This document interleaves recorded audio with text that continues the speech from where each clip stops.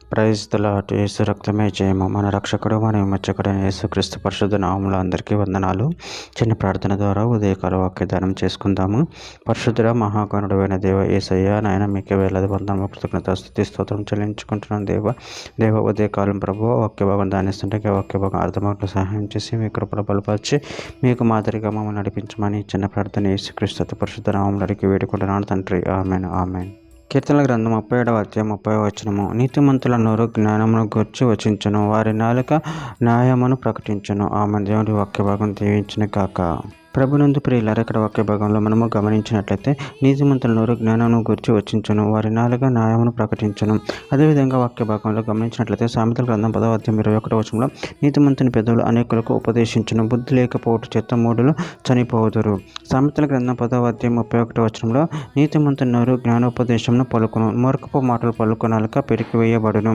మత్తయి సువార్త 12వ అధ్యాయం 35వ వచనంలో సజ్జనుడు తన మంచి ధననిధిలో నుండి సద్విషయమును తెచ్చును, దుర్జనుడు తన చెడ్డ ధననిధిలో నుండి దుర్విషయములను తెచ్చును. ఎఫెసీయులకు రాసిన పత్రిక 4వ అధ్యాయం 29వ వచనంలో ఎన్ని వారికి మేలు కలిగినట్లు అవసరమును బట్టి క్షేమాభివృద్ధికరమైన అనుకూల వచనమే పలుకుడి, కానీ దుర్భాష ఏదైనాను మీ నోట రానియకుడి. కొలసీలకు రాసిన పత్రిక 4వ అధ్యాయం 6వ వచనంలో ప్రతి మనిషినికి ఎలాగో ప్రత్యుత్తరం ఇవ్వవలెను, అది మీరు తెలుసుకున్నట్టుగా మీ సంభాషణ ఉప్పు వేసినట్టు ఎల్లప్పుడూ రుచికరది గాను కృపాసహితముగాను ఉండనీయుడి. యెహోషువ గ్రంథం 1వ అధ్యాయం 8వ వచనము. ఈ ధర్మశాస్త్ర గ్రంథమును నువ్వు బోధింపక తప్పిపోకూడదు, దానిలో రాయబడిన వాటన్నిటి ప్రకారం చేయుటకు నువ్వు జాగ్రత్త పడినట్లు దేవరథం దాన్ని ధ్యానించిన ఎడల నీ మార్గమును వర్ధిల్ల చేసుకొని చక్కగా ప్రవర్తించదువు. సామెతల గ్రంథం 15వ అధ్యాయం 26వ వచనం. దురాలోచనలు యెహోవాకు హేయములు, దయగల మాటలు ఆయన దృష్టికి పవిత్రములు. సామెతల గ్రంథం 16వ అధ్యాయం 23వ వచనం.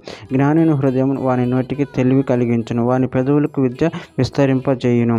మలాకి గ్రంథం 2వ అధ్యాయం 6వ వచనంలో సత్యం గల ధర్మశాస్త్రం బోధించుతూ దుర్బోధన మాత్రము చేయక సమాధానమును బట్టి యథార్థతను బట్టి అనుసరించి నడుచుకున్న వారే దోషం నుండి అనేకులను త్రిప్పిరి.